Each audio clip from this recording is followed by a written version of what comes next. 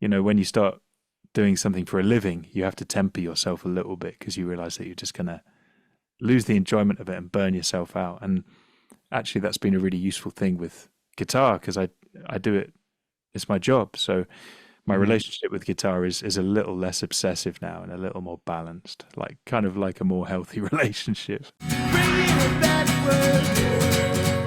Hey, John, how are you? All right, how are you? I'm fantastic. I appreciate you taking time to do this. It's a pleasure. Thanks for having me. You have a number of guitars behind you. Yeah, yeah. I've got more off camera. I like to surround myself with them. I love it. That's amazing. Yeah. How many guitars do you have? Um, I think that's a very rude question. Oh, is I, it? I'm sorry. no, I'm joking. I I don't know, I have a dozen or so. And then I've got a couple of banjos and other bits and pieces lying around the place. was gonna say you got at least I think 10 here in front of me. Yeah, there's what, seven or eight back there. I got four over here. I got one over there. I got a Oh couple man. under the bed. The older ones they live in their cases. Ah, amazing. Yeah, I saw that you recorded the record with a really, really old guitar, correct? Some of it, yeah, yeah. Joe Henry has a couple of Gibsons from the 1930s. That's crazy. Yeah, amazing instruments. They've lived several lives, and then they find their way into my hands, and they get to say something brand new. It's I love old guitars, the way they they they move air around in a very different way, and each one is completely different. Yeah, I was gonna say it's wild Yeah, to think that like a guitar that old could still stay, for sure. good. I mean, with wood and everything else, to have the action on the guitar not be like all bowed out. I mean, I don't know. It's just it's really crazy to think of a guitar that old, like nearly Yeah, 100 years old. that's right. Yeah, pretty amazing. Very cool. Well, my name's Adam, and this podcast is about you and your journey in music, and we'll talk about the album as well. Cool. Thank you so much. Yeah. Originally from Essex. Is that where Mm. you're born and raised? I was born in Essex, right on the border of London, East London and Essex. Okay. And then when I was 6 months old, we moved. I ended up growing up in Devon on the south coast of England, Oh, wow. You guys right moved, there, yeah, yeah, yeah. Right, pretty much right right on the away, right water. when you're born. Yeah, a little bit of moving around. Settled in Devon when I was about four. So Okay. a lot of my frame of reference is the seaside and the beach, seagulls, tourists. And then Yeah, I'm sure. when I was 19, I moved to Liverpool, and then I spent all of my 20s in Liverpool. Wow. That's Yeah. cool, man. What about as far, I mean, you got a ton of guitars, but was guitar the first instrument you learned? And did you come from like a musical family, a creative household? Yeah, my dad has always played music, and he was in the record business, so there were always a lot of records and CDs around. I started playing piano when I was maybe four, and by the age of seven, I was playing in um, county competitions and winning Wow. prizes as a kind of as a child pianist. But That's then, wow. yeah, and then I discovered drums, and piano kind of went out the window. Um, and then I discovered guitar, and everything went out the window. And I was about 11 when I picked up a guitar, and I realized that was the one for me. That's what I wanted to do. That's cool that your family was so supportive of, music to put you in piano at 4 and to the point where you're winning competitions at 7. I have my son, younger son's 7, Hmm. turning 8 next month, and we put him on drums early on, but at that age, kids are kind of like, "I like drums, then I like dance, now I like baseball." It's like you kinda jump Yeah. around quite a bit, but to be, that disciplined or even that just Mm. naturally talented to get to that level and at that young of an age. I've always been quite obsessed with whatever I'm doing. I get Okay. Get really, really into really it. into it. Yeah. So I collected comic books until I was about 21, and I had to have the best comic book collection. Then, I got into acting when I was about 16, and then I just wanted to be in theatre companies, so I joined several theatre companies. I was in the National Youth Theatre, and with guitar, I just wanted to be the best guitar player that I could be. I really, if I'm going to do something, I try and do it as best I can. And then, when you start doing something for a living, you have to temper yourself a little bit because you realize that you're just going to lose the enjoyment of it and burn yourself out. And actually, that's been a really useful thing with guitar because I do it, it's my job. So my Mhm. relationship with guitar is a little less obsessive now and a little more balanced, like kind of like a more healthy relationship. Yeah, I would Yeah, imagine. Yeah, you kind of have to. At that point too, you're probably like, I can't really jump around to be obsessed with maybe something else, or go all in on somebody else because this is now your livelihood. I would imagine. for sure, man. Um, well, I'm curious then. I mean, to be in theater and acting and part of all of that, was that kind of the passion at the time? Was that something you thought that you were going to do for the Yeah, remainder of? Okay. I really did. I thought acting would be the one for me. I got really, really, I just fell in love with theatre. And then when I was about, maybe I'd been 18 for 3 weeks, I got really sick with meningitis, and Oh uh, wow. and I fell into a coma. And I Oh spent, my god. yeah, I spent a few days there, in a coma, really, really close to death. And well, apparently, doctors, my parents didn't know which way it was going to go. When I emerged from that, I had a couple of years recovering physically, and it forced me to pick a lane. If I was going to stay committed to the theatre, I would just have to concentrate on that. I didn't have the wherewithal and the strength to do more than one thing. Mhm. And I found in that state of recovery, being very fragile, I found musicians uh, and music and surrounding myself with anything guitar related a much more comfortable place than trying to be in plays because Right. the intensity of small theatre production and quite often the people involved. Actors are very intense people. Musicians tend to be less intense. At that point in my life, I just thought, right, I just want to surround myself with musicians, and that's what I did. And I dropped my place to. I had a place to study theatre at university, and I went and studied music instead. I didn't get any grades because the illness kind of scuppered my chances of graduating with any meaningful grades. So I kind of flunked out of college and went off They to. didn't give you any sort of leeway on that? That's wild. Yeah, not really, not really. And I was a terrible student anyway. I was smoking too much weed and drinking too much beer, and I wasn't interested in school at all. I just wanted to play guitar. So Mhm. I I went and auditioned for a music college that didn't require grades. They just took you on merit. And I went to Liverpool and I studied music, and then that was me. I'd kind of found my lane, and I started gigging. I started playing open mics, and then kind of got through college, did reasonably okay.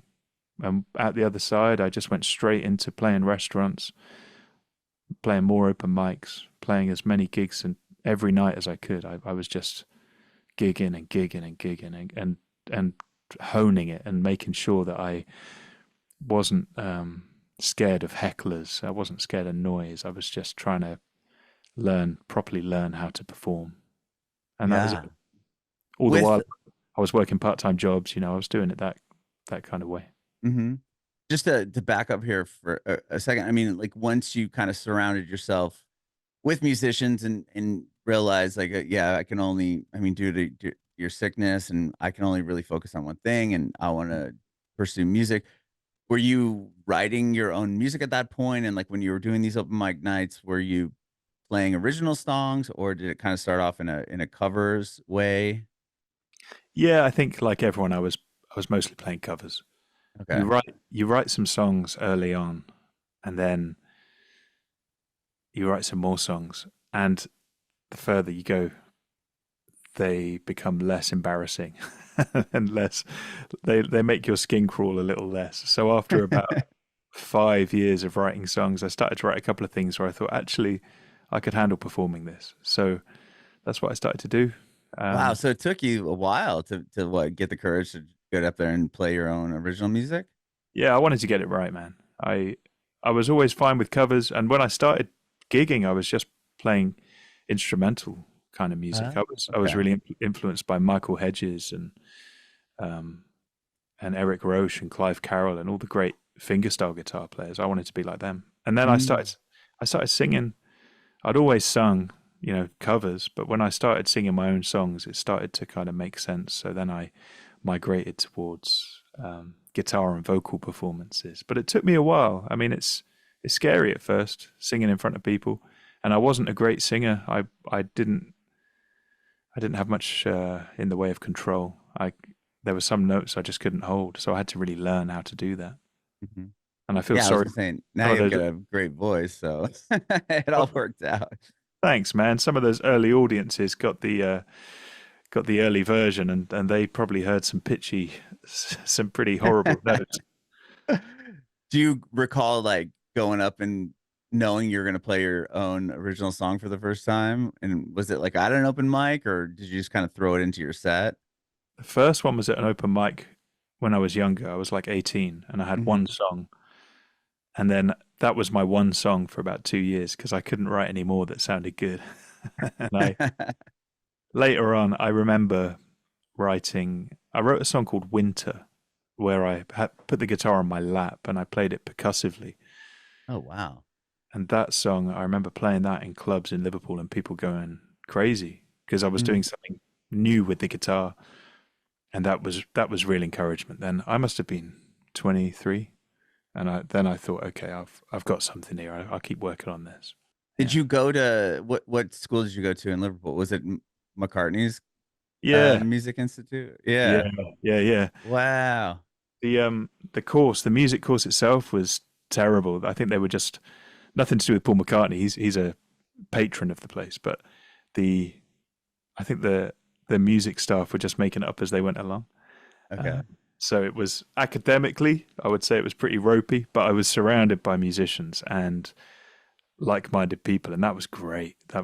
I came from a small town where, you know, I was the I was the guitar player in my small town, Mhm. and suddenly I was surrounded by lots and lots of great musicians, and you learn a lot very quickly in that Yeah. situation. I've I spoke to one other person that went to that school, and they said, and I don't know if this is for every class, but they had an opportunity to go in and you get to write with Paul, like for one class or like at one moment. Did you have that chance? Yeah, towards the end, I think they picked like 5 kids from the year to go in, and basically you play a song and he just gives you a little feedback. We didn't Did you did you I didn't get get that opportunity? I did, yeah, I didn't get to write with Paul, Whoa. but But yeah, I mean to yeah. be able to go up in front of like what I mean, hand probably the most important songwriter, and Yep. the amount of hits he's put out, and just obviously the Beatles. But Oh man, I yeah. mean, I couldn't even if that was me. I mean, growing up on the Beatles, my sister's named after Abbey Road, and like I would just freeze. Like I'm not a songwriter or anything, but I wouldn't even know how to handle that. Oh yeah. Tell me about that going in there to like just you're in the presence of Yeah. a I mean, legend. the voice of God. I mean, Yeah, 100%. Paul McCartney, to my mind, is up there with Beethoven. Oh yeah. He's the greatest. But he was lovely. He was just a a very tired. I think he'd just done Glastonbury. Maybe he he was uh, he was tired. He looked like he had not had much sleep. Uh-huh. And I just walked in. He went, "Hello, lad, play us a song." So I played him a song, and that was it. He asked my name. He gave me some feedback on the guitar. It was the one where I was drumming on the guitar. Oh, wow. And he really dug it. And then I saw him again at graduation. Yeah, he does like the speech Yeah. at the end, right? Yeah, he does the speech and hands out the diplomas. And I was so impressed. I mean, he must meet more people than the Queen did. And he said, I walked up for my diploma and he went, "Hello, John, how's the guitar, lad?" And I thought that Yeah. was so classy. Yeah, he just seems like a really nice man. That's cool. Yeah, after I talked to the other I can't remember who it was. But I told my wife, I'm like, we need to figure out when their graduation is. We're gonna go to Liverpool and just try to be there when he's there.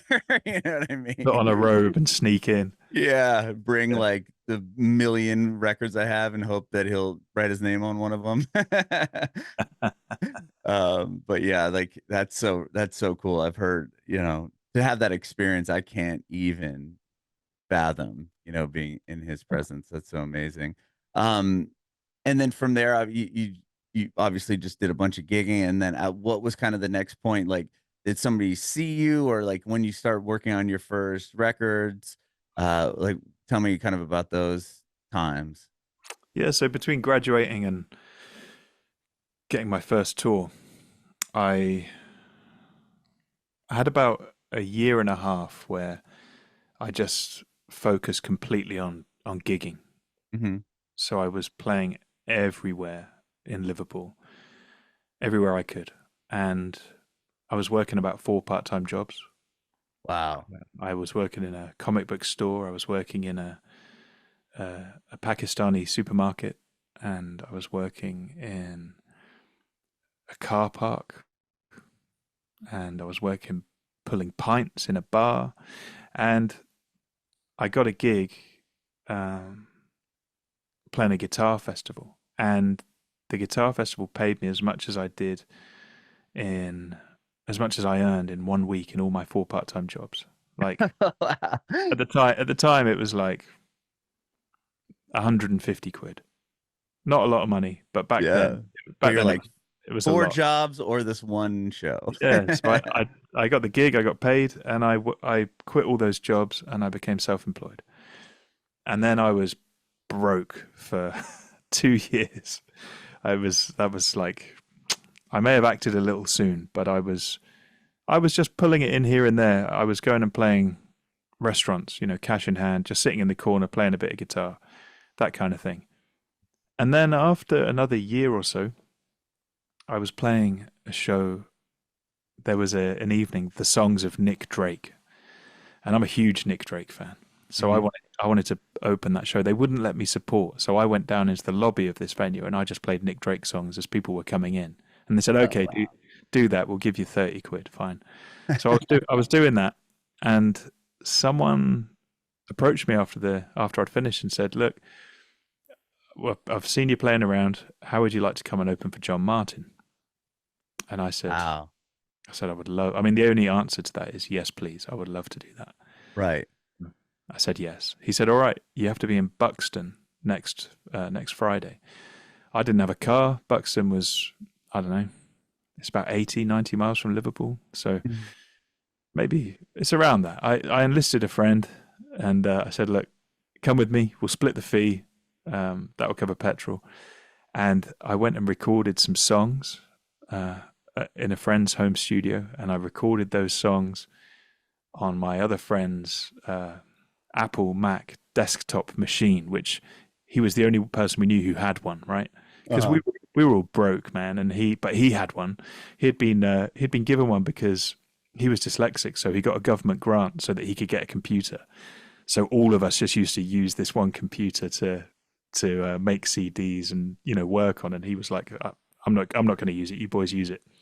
So Damn, and to get an apple out of that, that's amazing. it was a good deal, man. It was, but he was all he did was play bass all day. So we had this kind of community computer that he'd got for free, and I went around with a packet of CDRs. You remember them? And Oh yeah. I just I burned like 5 songs onto 100 discs, and I drew the artwork by hand for each one, put them in plastic sleeves. Took me a couple nights, and then I opened for John, which was extraordinary. I'd never played to more than 100, 200 people. Here I was paying to maybe 1,500 people. And then Wow. on the steps outside the venue, I sold all my CDs. Suddenly I had £500 in my hand, and and the fee from the gig. So I was holding the thick end of £1,000, Hmm. and I thought, okay, this is it. This is a business. I can do this. So I went and I spent that money on my first album, and I hired some local musicians, and cut a record called The Fox and the Monk, and Hmm. I released that myself in 2007. Uh, And that has Winter on it. That you're talking about that song you wrote early on. that has Winter on it. Yeah. Yeah. Wow. And so then John invited me back, and I went on tour with him for 2 years around the UK and Wow. Ireland. Yeah, I did this tour with him. Then he he did a an anniversary of Solid Air, his masterpiece. Hmm. So I went and played that tour with him, and that included the Royal Albert Hall. You know, Damn. stunning Wow. venues. So all the while that was happening, you know, every couple of months I would go on tour with John. In between that, I was phoning promoters. I was managing myself basically. I had someone kind of overseeing things, but we Hmm. fell out. We fell out after a couple of years. That wasn't going anywhere. So I was kind of independent, looking after myself. Hmm. I was phoning around festivals, agents, venues. I was going to Manchester and London, and I would just say, "Look, I'm on tour with John Martyn. I wonder if I can come and play." And they'd say, "Sure." As soon as I mentioned that I was on the road, but you know, especially with Big And John, yeah, especially with him, right? I mean, that obviously adds a lot of validation to you as an artist. big time. So I kind of had an apprenticeship working with John. So then I was going out and playing festivals. You know, I was going to the Green Man Festival and End of the Road and Glastonbury and playing folk clubs around the country and going over to Ireland and starting to build something. Hmm. Yeah. And that's how I got started. Wow. And then you ended up when he passed away, and you were on the tribute album for him as well, Yeah. which is Yeah. great. Yeah. That was nice. Yeah. Wow. Obviously, I mean, you put out a ton of music, and I want to take time to talk about this new album. I watched the music video for the title track, which is really a cool video. Yeah, all Yeah. the different masks of all the different animals, and Yeah. that you pulled together. Um, I just tell me about the album. It seems like that record or the album was also kind of recorded in a similar way to the first one, where you were just you were at someone's house, right? In Yeah. the producer's house, and uses, I think, his son or on the album. Yeah. Yeah. Like the most extreme version of recording at someone's house because I was working with Joe Henry, who he's got it's no exaggeration to say a small cabinet filled with Grammy awards. And so Crazy. his home studio is beautiful, and his son Levon is a very gifted engineer and a beautiful musician. He's playing currently playing clarinet and sax with Julian Lage. Oh So wow.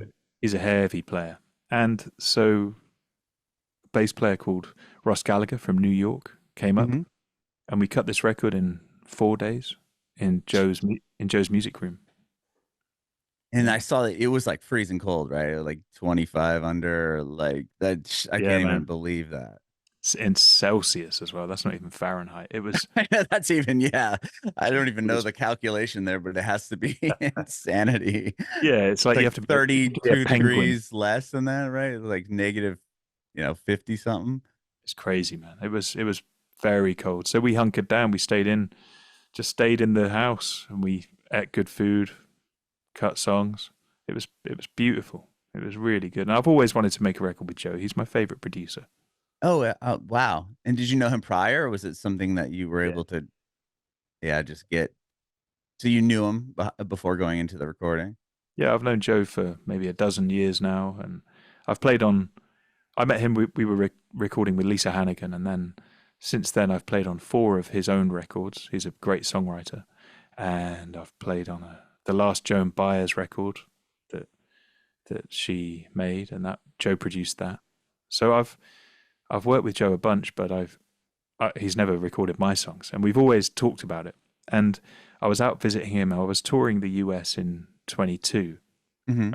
I stopped in with Joe, and we wrote a song and demoed it after dinner one night. And he said, "You know, there's no reason why we shouldn't make a record here. I think we can do this." So a full year later, I was there with my guitars in his music room making a record. Wow. And Yeah, did this album come together kind of quickly? I mean, to write it in that short, or not to write it, but to record it in that short period of time. But I was reading, you kind of talking about the album a bit, and you had some stuff happen, and then this album, what came from that? sure. Yeah, you know, I made a record in 2021 Mhm. as a direct response to some things that had happened in my life. My mother was being treated for cancer.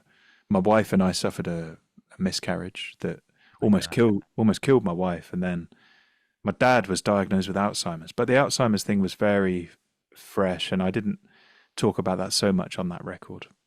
And then a couple of years passed, and I found myself writing songs dealing with emerging from a lot of that stuff.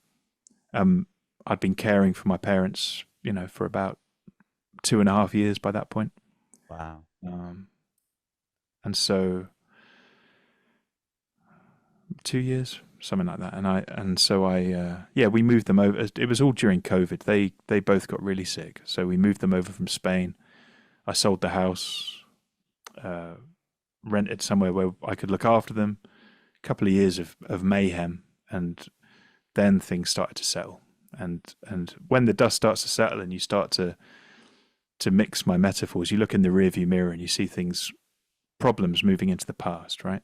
When you're in the thick of them, it's very hard to make sense of it. But as they were retreating into the distance, I started to write songs again, and I was writing about moving forward, very literally about just plowing ahead and trying to make sense of things that have happened whilst very firmly keeping an eye on the road. And a lot of the new record is about that, just moving forward, trying to keep your chin up and not be too weighed down by trauma and by hardships. Do you feel like writing this album or getting these songs out was like a therapeutic thing for you, or did it help you move kind of forward and see that in the rear view?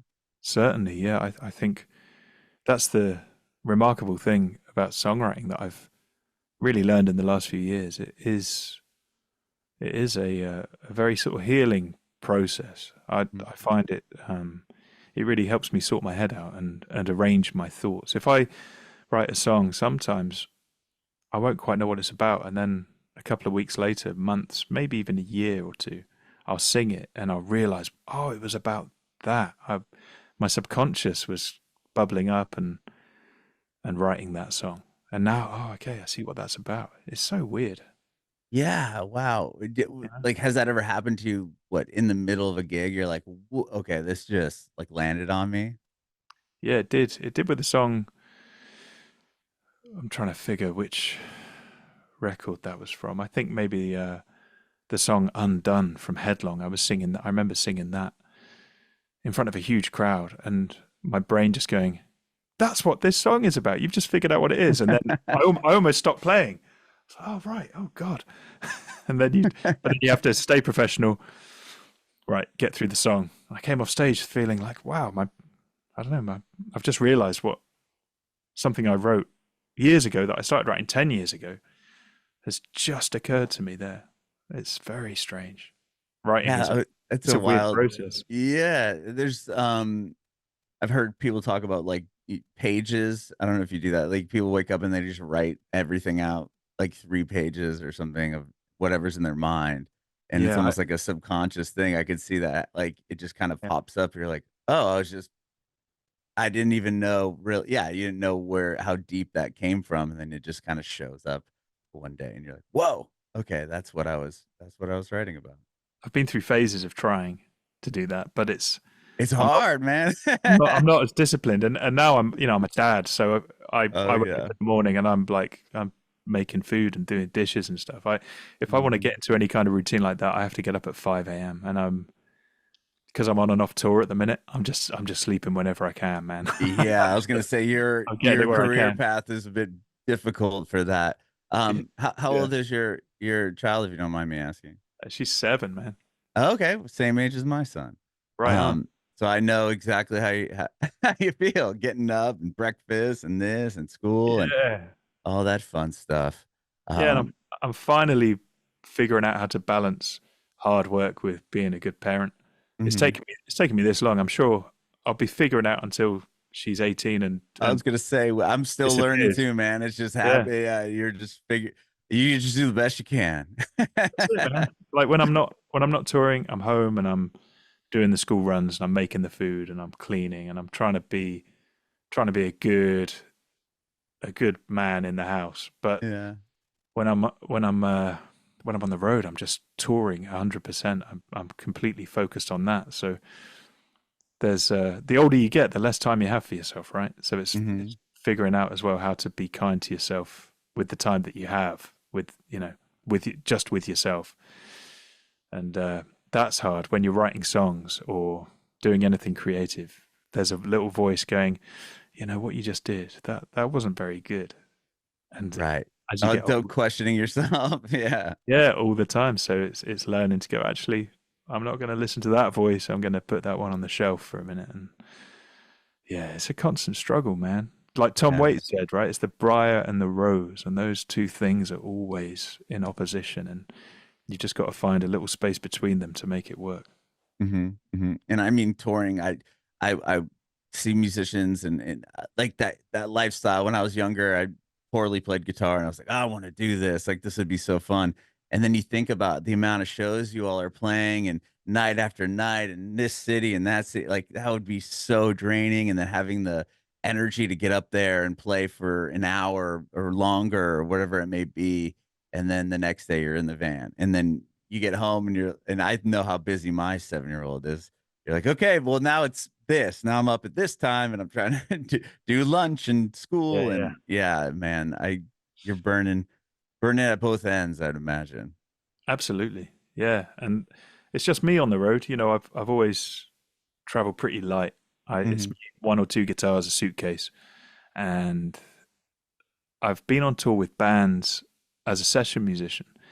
And in a way, that's easier because if one of you's feeling terrible, the others can kind of help you out. Hmm. When it's just you, and if you get into a situation where you're arguing with yourself, you're in a bad spot, man. So Yeah. I, I I really, bet. I really tried to keep it simple. And the main thing is just getting out of bed when you don't want to. That's something I've struggled with all my life. Yeah, And the discipline to just be like, oh, okay, I have to I'm not gonna hit snooze because that's gonna be another 30 minutes until I yeah, get up or not whatever. even that. Like just the voice that says, "Don't bother getting out of bed. You're not very good at this." Oh, You, sure. you Okay. just need to stay in bed and watch some TV.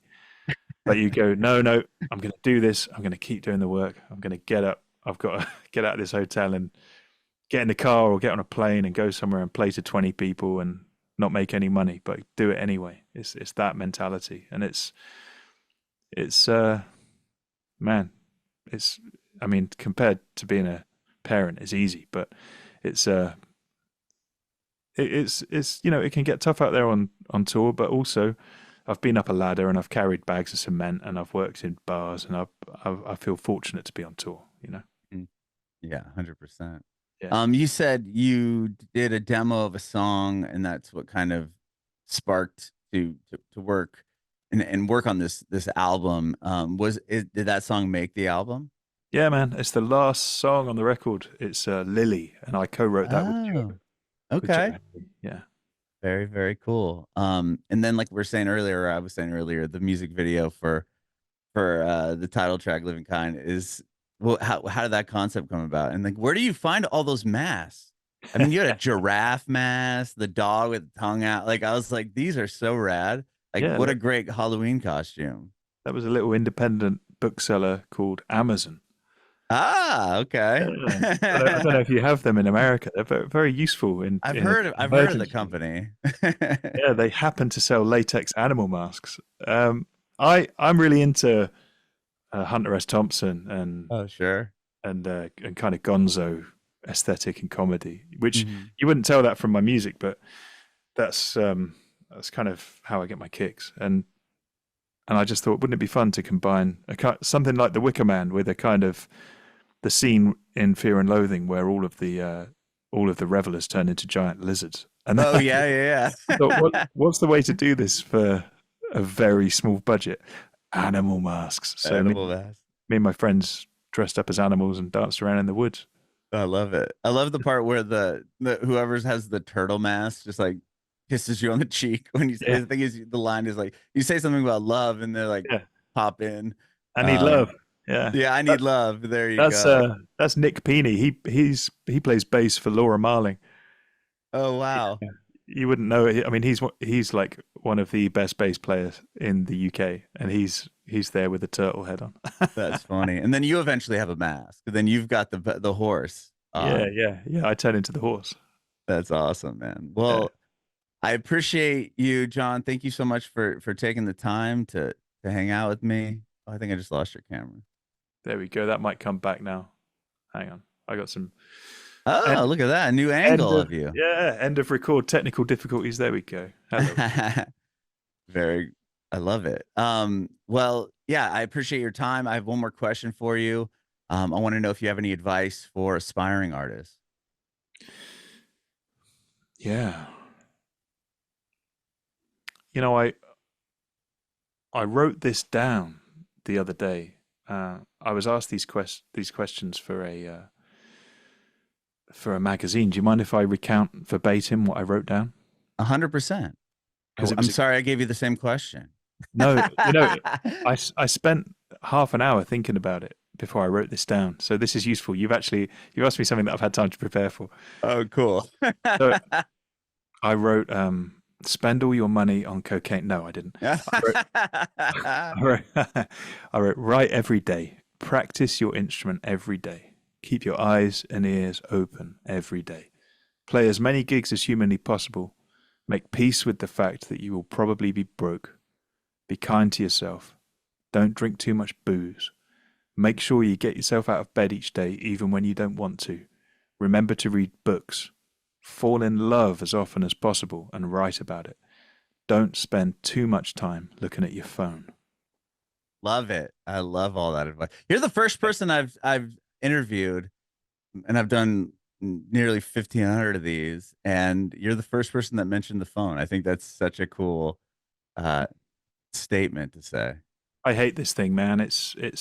They're designed to make you look at them, and there's so much else to look at. So I really try and keep it at bay as much as I can. Bringing it backward.